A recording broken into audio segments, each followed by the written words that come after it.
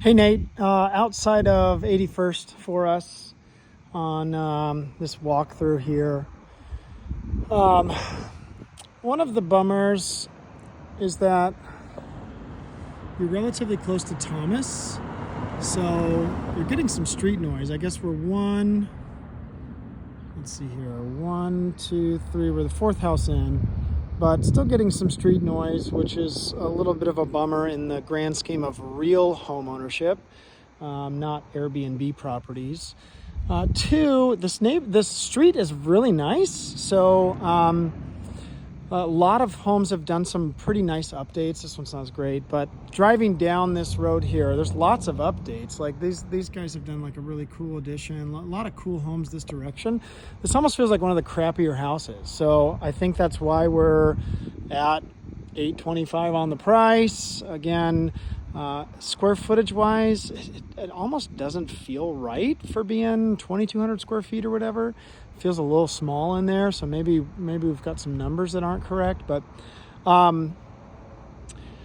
in the grand scheme of Old Town Scottsdale real estate that has a pool that can be heated, this isn't a bad price. But overall, I don't like this house at all.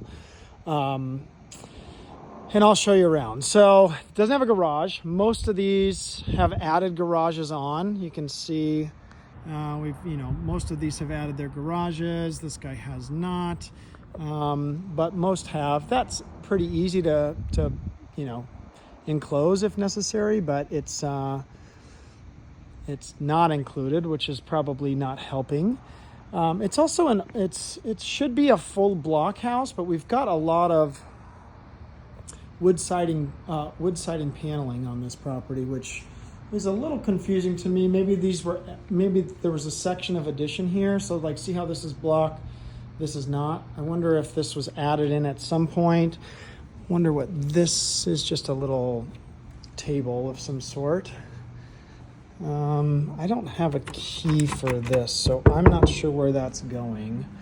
We'll see if I can get into that on the inside, but I typically tend to be pretty critical on my shopping. So like the paint's just gross. It needs a spruce up. It's clearly not the prettiest house on the block. The door, like we've got like sections here. This thing just is faded. I'm not sure what. I think those are bugs that create little leftover splatters all over the place. My old house used to do that. So I wonder if that's some sort of bug stuff. But this house just doesn't, if you're doing this solely for Airbnb, let me try to clean the screen off a little bit for us. This house just doesn't work well for Airbnb. So for one, we've got a step down here, so someone's going to trip and fall, which really encloses your living space here. It's not big. We've got a couple of dividers here.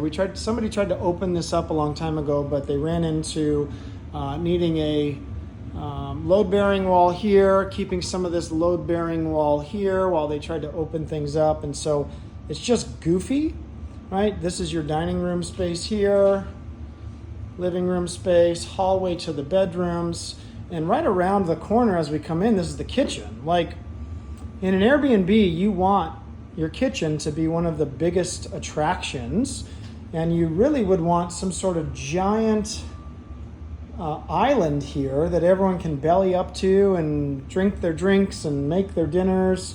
This kind of could be retransitioned into a hang zone of some sort with a countertop of something, but there really isn't a ton of great space here for 10 friends cooking dinner and whatnot. These are all old cabinets that have been painted, so not updated in any sense. They're just old. They're real wood, so they're nice, but they're just painted. They're pretty beat up. And everywhere throughout the house has some flooring problems. In fact, they like squeak as I walk.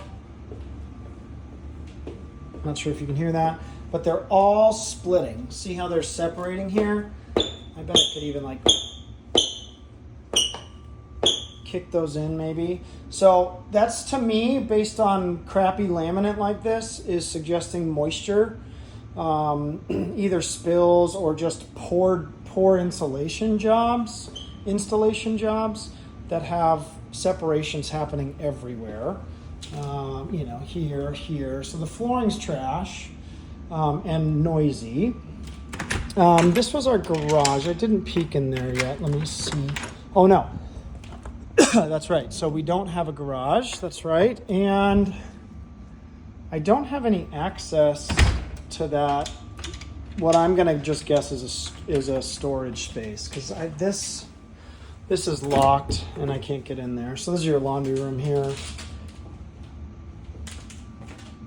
Not sure if you're hearing all that. This room makes zero sense because it's too small to really do much. It's kind of cool that it's got a wood burning, a gas fireplace there. But they've got this set up to like have a pull out, so someone's sleeping here. It just really is too small to be a real convenient big party zone, right? So that's my biggest issue immediately off the bat, is that there's just not a great space for hanging out. Certainly the kitchen is your biggest concern of cooking space, hanging out space, kind of the party zone that you'd want to create with an Airbnb. Again, gigantic gaps everywhere in the flooring. We've got, the end of this hallway, we've got a bedroom. That's your primary bedroom. And a bedroom here. Do they call this a 4-bedroom? Oh yeah, there's a bedroom here. So we've got a bedroom off the front. They're squeezing in some bunk beds in here. There's absolutely no airflow coming out of this into this room, so this room is warm in comparison to everything else. That air conditioner is running real hard right here, which doesn't look like it's terribly old, but that is loud. So 3 bedrooms are sharing a bathroom. That's always my biggest concern on Airbnb, is that, you've got, let's just do some math here. Let's call it 1, 2, 3, 4, 5, 6, 7 people, maybe 8 sleeping out on the pull down deal out there. 8 people sharing 1 bathroom is never a great deal, especially with the fact that you can't close this toilet off and let somebody, be brushing their teeth while someone's using that. So I don't like that setup. I gave you some quick peeks in these rooms. These are fine. That looks like a king size bed, although just cheap furniture. This also looks like a king size bed. It's got a closet there. Again, more of this happening all over the place. And then primary master bedroom is a weird configuration, with that being the back wall and no window or anything there. We've got 2 windows here. This is a good sized room. Again, relatively cheap furniture. This has carpet in it and a little step-in closet. This has been updated at some point. I would say that this is something you get from Home Depot. Quick, easy update in here for the most part. And again, same issue with your toilet is not in its own door, right? So if someone's using the toilet, they can't be showering or they can't be brushing their teeth, right? This is kind of cool because it's access off of the patio out here for swimming and whatnot. But that's then to the primary bedroom, not a secondary.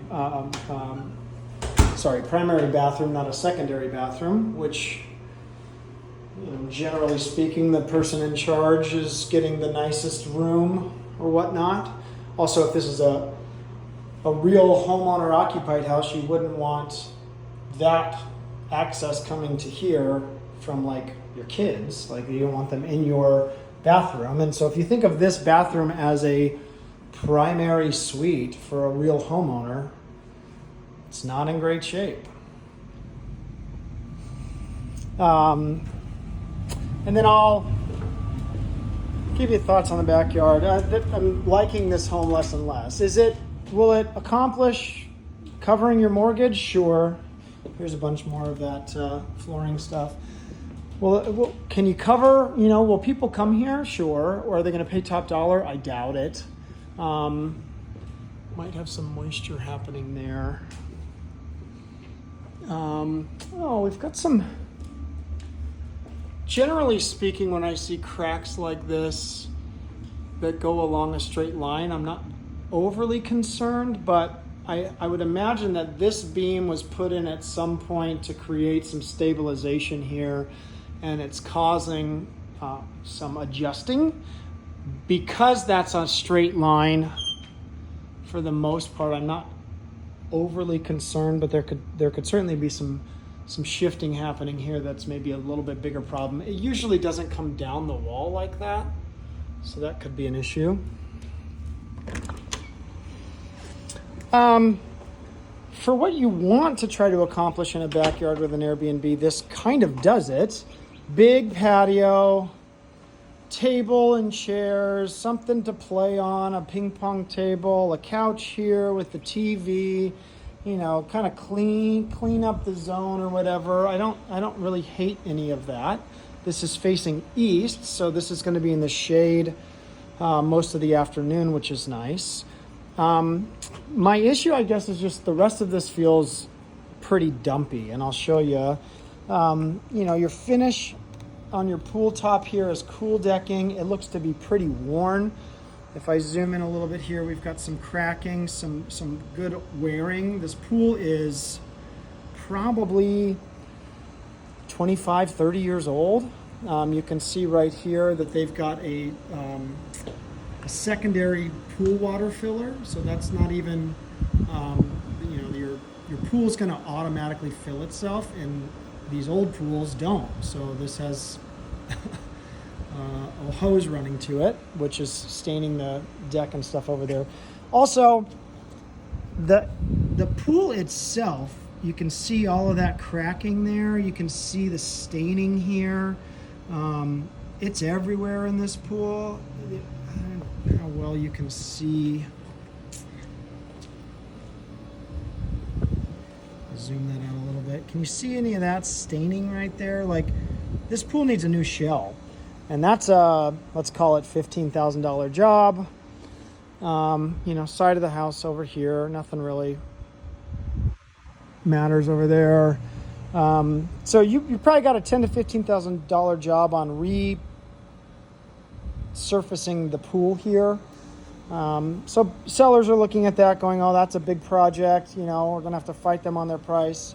You can see it all happening right there. You can see it all at the bottom of the pool, just more cracking. Like, it's time for a refinish on this deal.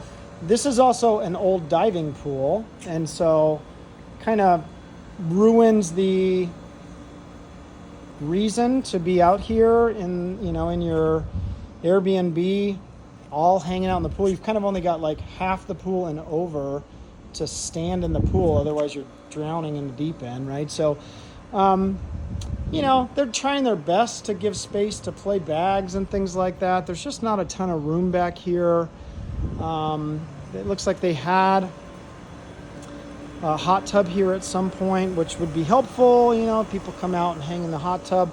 But just this, like, I'm not sure if you can see how crappy this turf is. Just not done well, very bumpy. This is super bumpy. They did put so that's your air conditioner. So air conditioner looks new, and that's a heater and a cooler for the pool, which is helpful for your guests to be able to heat or cool the pool. It just looks like they did just the bare minimum on putting, turf down without really putting turf down, right? So I don't think this thing gets 825, even with it being, potentially a successful Airbnb. Just lots of work on this. See all this. This is just making a mess here with this auto filler that you've got your hose hooked up to. So this pool is a huge project for somebody, and I think a good portion of the rest of the house is a huge project for somebody. So this is kind of Airbnb on a serious budget. I can't imagine they're getting great reviews just on the quality of stuff here, especially if their price is not right to match the quality. And I think you'd have to be 100% booked out to match what you probably can charge for this versus the quality of the stay of the people enjoying it. So my sense is that I don't like it at all. I think you've got too much work here. And now if you could really fight them on their price, then maybe. But I